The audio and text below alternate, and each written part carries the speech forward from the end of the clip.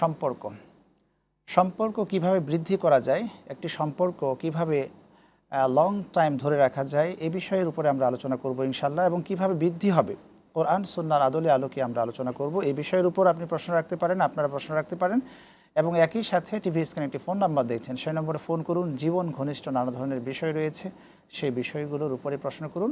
ইনশাল্লাহ আমরা কোরআন সুন্নাহ এবং বিজ্ঞান ভিত্তিক আলোচনা করব ইনশাল্লাহ।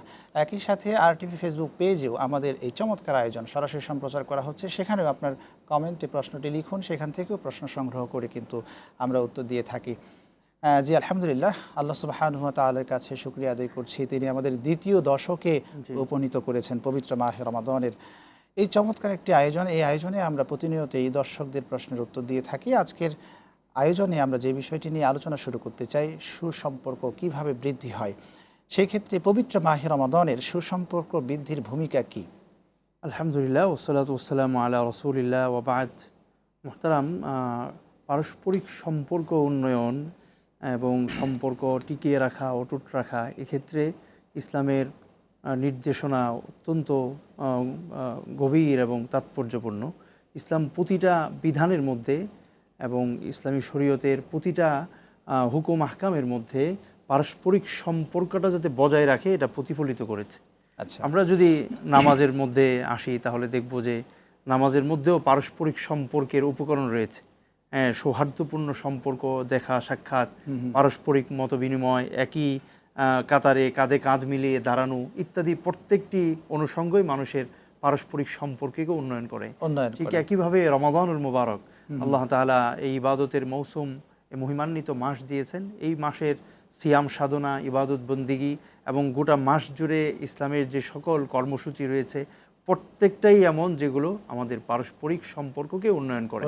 আমরা যদি একটু বিশ্লেষণ করে দেখি তাহলে আমরা জানতে পারবো যে পারিবারিক যে বন্ধন, এটা এই রমজান কেন্দ্রিক কর্মসূচির মাধ্যমে এটা কিন্তু খুব সুদৃঢ় হয়ে থাকে। যেমন আমরা একই সঙ্গে পরিবারের লোকেরা ইফতার করে থাকি।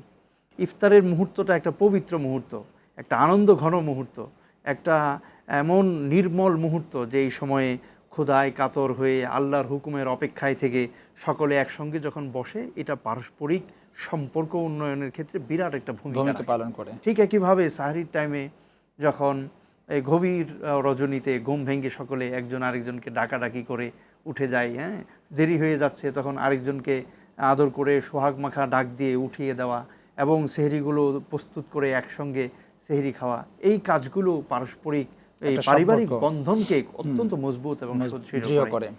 ঠিক একইভাবে আমরা যদি লক্ষ্য করি তাহলে দেখব যে রমজানের বিভিন্ন কর্মসূচি আত্মীয় এবং প্রতিবেশীর সাথে সুসম্পর্ক তৈরিতেও ভূমিকা রাখে। যেমন নবী করিম সাল্লাল্লাহু আলাইহি সাল্লাম হাদিসে ইরশাদ করেছেন, মান ফাত্তারা সাইমান কানা মাগফিরাতান লিযুনুবি ওয়া ইতকা রাকাবাতিহি মিনান নার ওয়া কানা লাহু মিসলু আজরিস সাইম। নবীজি বলছেন যে কেউ যদি রমজান মাসে কাউকে ইফতার করায় তাহলে 3টি পুরস্কার আল্লাহ তাআলা তাকে দান করেন। একটি হচ্ছে তার গুনাহগুলোকে আল্লাহ মাফ করে দেন, দ্বিতীয়ত তাকে জাহান্নাম থেকে মুক্তি দান করেন, তৃতীয়ত ওই রোজাদারের সমপরিমাণ সওয়াব তাকে আল্লাহ তাআলা দান করেন এবং তার সওয়াব থেকে বিন্দু পরিমাণ না কমিয়ে। তো নবী করিম সাল্লাল্লাহু আলাইহি ওয়াসাল্লাম আমাদেরকে উদ্বুদ্ধ করলেন আরেকজনকে ইফতার করানোর জন্য।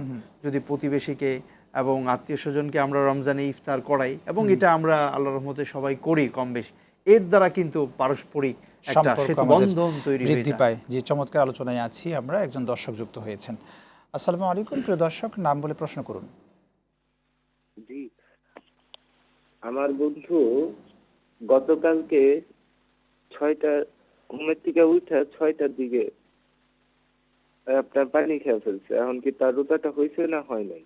ওকে, আপনি থাকুন আমাদের সাথে, আপনার প্রশ্নের উত্তরেই যাচ্ছি। জি, আমরা উত্তরটি দিয়ে আমরা আমাদের আলোচনায় ফিরব। 6টার দিকে সম্ভবত ফজরের ওয়াক্ত আর থাকে না, সেই সময় পানি খেয়েছেন, রোজা কি হবে? সেই সময় পানি খেয়ে একেবারে ইফতারের সময় ইফতার করলো, সারাদিন উপবাস থাকলো, রোজা হবে কিনা? এখন এই সময় তো নিঃসন্দেহে এটা সুবহে সাদিকের পরে 6টা, যেহেতু কারণ বর্তমানে 5টা 8 মিনিটে সেহরির সর্বশেষ সময় ঢাকায়।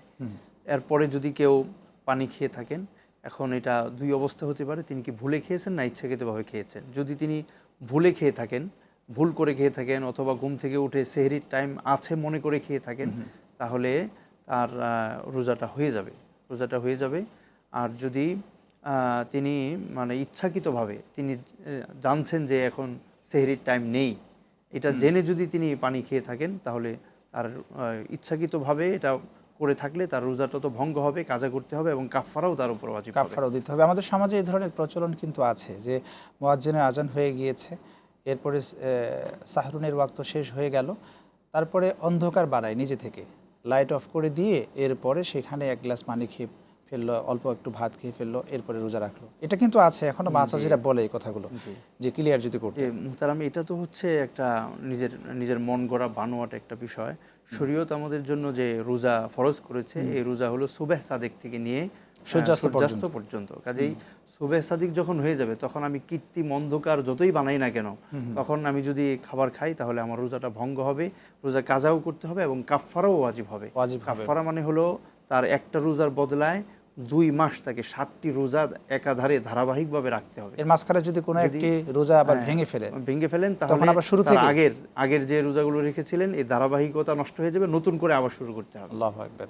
এবং হাদিসে তো এটি আছে যে সমাদ্দাহরাকুল্লাহ, কেউ যদি ইচ্ছাকৃতভাবে একটি রোজা ভঙ্গ করে 60টি আদায় করলে তার দায়িত্ব পালন হবে, কিন্তু সারা জীবন রোজা রাখলেও তার ওই রোজার ফজিলত মর্যাদা সে পাবে না কখনো।